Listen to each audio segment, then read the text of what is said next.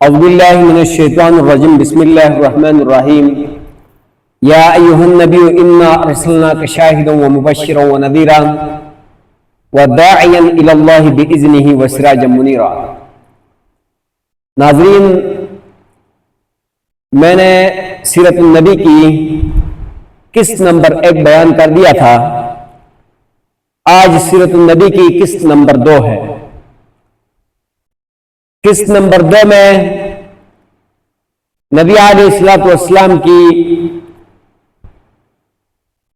سیرت میں ان کے جد امجد حضرت ابراہیم علیہ الصلوۃ والسلام کو بیان کیا جائے گا، اور اس کے بعد نبی علیہ الصلوۃ والسلام کے پورا نسب مبارک کو بھی بیان کیا جائے گا، اور اس کے بعد واقعہ اصحاب الفیل کو بیان کیا جائے گا۔ حضور پاک صلی اللہ علیہ وسلم کے جد امجد سیدنا حضرت ابراہیم علیہ الصلوۃ والسلام بابل کی سرزمین میں حضرت عیسیٰ علیہ الصلوۃ والسلام سے تقریباً 2000 سال پہلے پیدا ہوئے تھے۔ حضرت ابراہیم علیہ السلام عیسیٰ علیہ الصلوۃ والسلام سے تقریباً 2000 سال پہلے پیدا ہوئے۔ آپ کا نسب یعنی آپ ابراہیم علیہ الصلوۃ والسلام کا جو نسب ہے وہ 9 واسطوں سے حضرت نوح علیہ الصلوۃ والسلام سے مل جاتا ہے، اور حضرت ابراہیم علیہ الصلوۃ والسلام نے جب توحید کی دعوت شروع کی تو بادشاہ وقت اور خود آپ کا گرانہ بھی آپ کے مخالف ہو گیا تھا، جس کے نتیجے میں حضرت ابراہیم علیہ الصلوۃ والسلام کو وہاں سے ہجرت کرنی پڑی۔ آپ شام آ گئے، بعد میں آپ نے شام کا علاقہ بھی اپنے بیٹے حضرت اسحاق علیہ الصلوۃ والسلام کے حوالے کر دیا تھا، اور ملک عرب کو اپنے بڑے بیٹے حضرت اسماعیل علیہ الصلوۃ والسلام کے سپرد کر دیا تھا۔ بنی اسرائیل کے سارے نبی حضرت اسحاق علیہ الصلوۃ والسلام کی اولاد ہیں، اور ایک روایت میں آتا ہے تقریباً 24,000 انبیاء علیہ الصلوۃ والسلام حضرت ابراہیم علیہ الصلوۃ والسلام کا بیٹا حضرت اسحاق علیہ الصلوۃ والسلام کی پشت سے آئے ہیں، اور انہی میں سے یعنی انہی اولادوں میں سے حضرت موسیٰ علیہ الصلوۃ والسلام اور حضرت عیسیٰ علیہ الصلوۃ والسلام بھی شامل ہے۔ یعنی ابراہیم علیہ الصلوۃ والسلام کی اولاد میں حضرت موسیٰ علیہ الصلوۃ والسلام اور حضرت عیسیٰ علیہ الصلوۃ والسلام جو اولو العزم انبیاء تھے وہ بھی شامل ہے۔ حضرت اسماعیل علیہ الصلوۃ والسلام کی اولاد میں سے جو عرب میں آباد ہو گئے، صرف حضور صلی اللہ علیہ وسلم کو نبوت عطا ہوئی ہے۔ یعنی ابراہیم اسماعیل علیہ الصلوۃ والسلام کی جو اولاد ہیں وہ عرب میں آباد ہو گئی تھی، اور ان کے بڑے قبیلے پھیل گئے تھے، یعنی ان سارے قبائل کے اندر اس میں سے قریش بھی شامل ہیں، بنو ہاشم بھی شامل ہیں، اور ان سارے جتنے بھی قبیلے تھے ان قبیلوں میں صرف اور صرف نبوت جو ہے حضور نبی کریم صلی اللہ علیہ وسلم کو مل گئی تھی۔ لیکن آپ کی نبوت کے ساتھ جب آپ صلی اللہ علیہ وسلم کو نبوت ملی تو آپ صلی اللہ علیہ وسلم کے نبوت کے ساتھ نبوت کا دروازہ ہمیشہ ہمیشہ کے لیے بند کر دیا گیا ہے، یعنی نبی علیہ الصلوۃ والسلام کے بعد کسی نبی نے نہیں آنا ہے، جیسے کہ اللہ نے خود قرآن میں کہا ما کان محمد ابا احد من رجالکم ولکن رسول اللہ وخاتم النبیین، کہ نبی علیہ الصلوۃ والسلام اللہ کے رسول ہیں اور آخری نبی ہیں، اور اس نے نبیوں کو اوپر مہر لگا دی، اب کسی نبی نے نہیں آنا ہے۔ اب آپ صلی اللہ علیہ وسلم کی نبوت پر ایمان لائے بغیر نجات حاصل نہیں ہو سکتی ہے، چاہے کوئی کسی پیغمبر کا ماننے والا ہو۔ آپ خاتم النبیین ہے اور تمام نبیوں کا سردار ہے، فخر الرسل ہے، امام الانبیاء ہے، سید الرسل ہے، یعنی سارے نبیوں اور رسولوں کا سردار ہے۔ حضرت ابراہیم علیہ الصلوۃ والسلام اور حضرت اسماعیل علیہ السلام نے عرب کے لوگوں کو توحید کی تعلیم اور اللہ تعالیٰ کی عبادت کا طریقہ سکھایا تھا، لیکن حضرت اسماعیل علیہ السلام کے انتقال کے بعد حضرت اسماعیل علیہ السلام کے انتقال کے بعد ان میں بت پرستی کا رواج ہو گیا تھا عرب کے اندر، اور نبوت یہاں تک پہنچ گئی کہ اللہ کے گھر میں بھی ان لوگوں نے بت لا کر رکھ دیے ادھر، اور دوسری بہت سی خراب عادتوں نے جڑ پکڑ لی۔ یہودی اور عیسائی خود اپنی حرکتوں کے نتیجے میں آسمانی شریعتوں سے معروم ہو چکے تھے، غرض پوری دنیا ظلمت کدہ بنی ہوئی تھی اور دلوں کی کھیتیاں اجڑی پڑی ہوئی تھی۔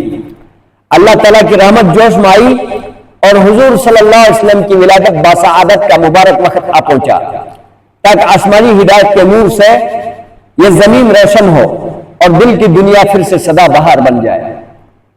سمجھ میں آیا جی؟ تو نبی علیہ السلام کا جو نسب مبارک ہے وہ یوں ہے، یعنی ایک اس کے والد کی طرف سے اور دوسرا اس کی والدہ کی طرف سے۔ تو نبی علیہ السلام کا جو نسب مبارک ہے سیدنا و مولانا محمد بن عبداللہ بن عبد المطلب بن ہاشم بن عبد مناف بن قصی بن کلاب بن مرہ بن غالب بن دویب بن غالب بن فرہ بن مالک بن نظر بن کنانہ بن خزیمہ بن مدرکہ بن الیاس بن نظر بن نزار بن معد بن عدنان، یعنی بخاری شریف باب بیت النبی صلی اللہ علیہ وسلم عدنان تک کا سلسلہ نسب مسلم ہے، اس میں کسی کا اختلاف نہیں ہے۔ عدنان کا اسماعیل کی اولاد میں سے ہونا بھی مسلم ہے۔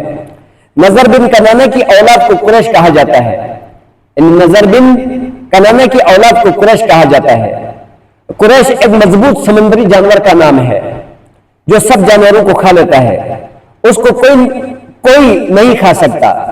قریش بھی اپنی شجاعت اور بہادری کی وجہ سے سب پر غالب رہتے تھے، کسی سے مغلوب نہیں ہوتے تھے، اس لیے ان کو قریش کہا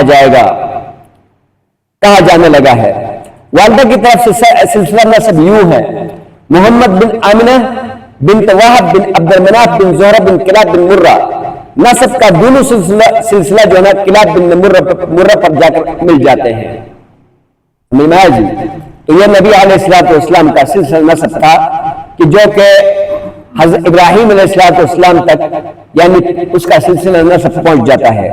تو نبی علیہ السلام اسماعیل اور حضرت ابراہیم علیہ السلام کے اولادوں میں سے تھے، اور حضرت ابراہیم علیہ السلام نے دعا میں مانگی تھی کہ اللہ میری اولادوں میں سے کہ ایسا کوئی بیچ دے کہ جو کہ نمازوں کو قائم کریں اور لوگوں کی اصلاح کریں اور لوگوں کو حق کی بات بتائے۔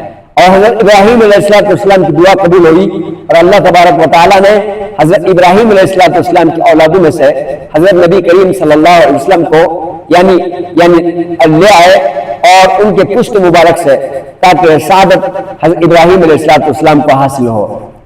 واقعہ اصحاب الفیل، یعنی اصحاب الفیل کا جو واقعہ ہے یعنی ہاتھی والوں کا، حضور صلی اللہ علیہ وسلم کی ولادت سے 50 یا 55 دن پہلے اصحاب الفیل کا واقعہ پیش آیا ہے۔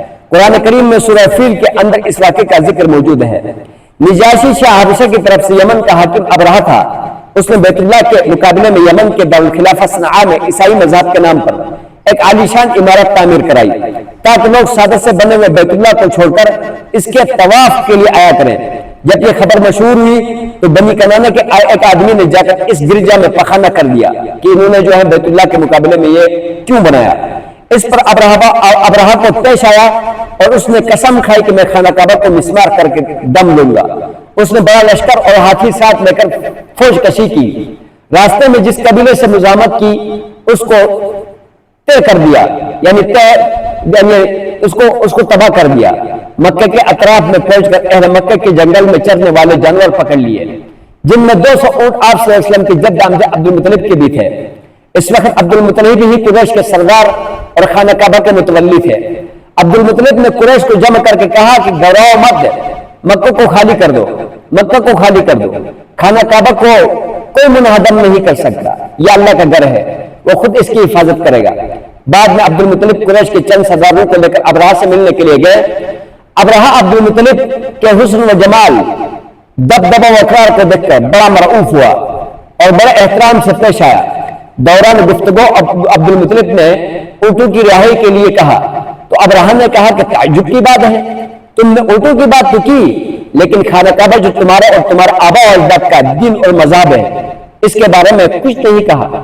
عبد المطلب نے جواب دیا، میں اونٹوں کا مالک ہوں اور اس لیے میں نے اونٹوں کا سوال کیا ہے، اور کعبہ کا مالک تو خدا ہے، وہ خود اپنے گھر کو بچائے گا۔ اس پر ابرہہ خاموش رہا اور اونٹوں کو واپس کرنے کا حکم دے دیا۔ اب عبد المطلب اپنے اونٹ لے کر واپس آ گئے اور تمام اونٹوں کو خانہ کعبہ کی نظر کر دیا، نظر ماں کے دے کر جا خانہ کعبہ کے لیے سارے یار سخاوت کی انتہا تھی، سمجھ میں آیا جی، کمال تھی سخاوت کی ان لوگوں میں کہ سارے اونٹ ابرہہ سے تو لے لیا لیکن خانہ کعبہ کی کیا کر دی؟ خانہ کعبہ کی نظر کر دیا۔ آخر میں چند آدمیوں کو ساتھ لے کر خانہ کعبہ کے دروازے پر حاضر ہو کر اللہ تعالیٰ سے کعبہ کی حفاظت اور دشمن کی بربادی کے لیے گڑ گڑا کے دعا کی عبد المطلب نے۔ اس کے بعد عبد المطلب تو ساتھیوں کو لے کر پہاڑ پر چڑھ گئے اور ابرہہ اپنا لشکر لے کر خانہ کعبہ کو گرانے کے لیے بڑھا۔ یکایک چھوٹے چھوٹے پرندے گول کی شکل میں نظر آئے، ہر ایک کی چونچ اور پنجوں میں چھوٹی چھوٹی یعنی کنکریاں تھی جو دفعتاً لشکر پر پڑنے لگی۔ خدا کی قدرت، وہ کنکریاں گولی کا کام کر رہی تھی، سر پر گرتی تھی اور نیچے سے نکل جاتی تھی۔ اس طرح ابرہہ کا لشکر تباہ برباد ہو گیا۔ ابرہہ کے بدن پر چیچک کے دانے ظاہر ہوئے جس سے اس کا تمام بدن سڑ گیا اور اس سے پیپ اور لو بہنے لگا، ایک ایک کر کے اس کے اعضاء کٹ کٹ کر گرنے لگے۔ آخر میں اس کا سینہ پھٹ گیا اور دل باہر نکل آیا اور گر گیا۔ ابرہہ یمن جا کر مرا، باقی لشکر کے لوگ یہی مکہ میں مرے۔ جب یہ سب مر گئے تو اللہ تعالیٰ نے ایک سیلاب بھیجا جو سب کو بہا کر لے گیا۔ یہ غیبی مدد جب آئی تو عربوں کے دلوں میں قریش کی بڑی عظمت پیدا ہو گئی، چونکہ انہوں نے دیکھا کہ اللہ تعالیٰ نے قریش کے دشمن کو عبرتناک سزا دی اور انہیں لڑنا بھی نہ پڑا۔ کعبہ کی حرمت بھی پہلے سے دو چند ہو گئی۔ خدا کی قدرت دیکھیں، اللہ کا کمال دیکھیں۔ اب بندے کیوں نہیں یقین کرتے اس کے اوپر، اور کیوں نہیں اپنے رب کو پہچانتے ہیں، کعبہ کی عظمت کو پہچانتے ہیں، اللہ کے نبی کی عظمت کو نہیں پہچانتے ہیں؟ سمجھ آئیے، چونکہ انہوں نے دیکھا کہ اللہ تعالیٰ نے قریش کے دشمن کو عبرتناک سزا دی اور لڑنا بھی نہ پڑا۔ کعبہ کی حرمت پہلے سے دو چند ہو گئی۔ یہ کھلی ہوئی نشانی اس بات کا پیش خیمہ تھی کہ مکہ میں ایک ایسے نبی کا ظہور ہونے والا ہے۔ یہ ایک بات کی طرف اشارہ تھا کہ سمجھ میں آیا جی کہ مکے میں ایک ایسے نبی کا ظہور ہونے والا تھا جو کعبہ کو بتوں کی نجاست سے پاک کرے گا۔ اس کے ہاتھوں سے اس کی شان دوبالا ہوگی، اس کے دین کا اس گھر سے بہت گہرا اور ابدی تعلق ہوگا۔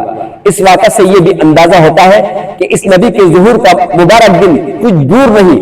یہ واقعہ محرم الحرام میں ہوا اور 50-55 دن کے بعد ربیع الاول میں آپ صلی اللہ علیہ وسلم پیدا ہو گئے۔ ناظرین، یہ میں نے آج آپ کو دوسری قسط بھی سیرت النبی کے حوالے سے سنایا۔ اب مزید انشاءاللہ تیسری قسط جو ہے اگلا ویڈیو میں ہوگا۔ اللہ سبحانہ و تعالی ہمیں اس کے اوپر عبرت حاصل کرنا اور یقین کو مضبوط کرنے کی توفیق عطا فرمائے۔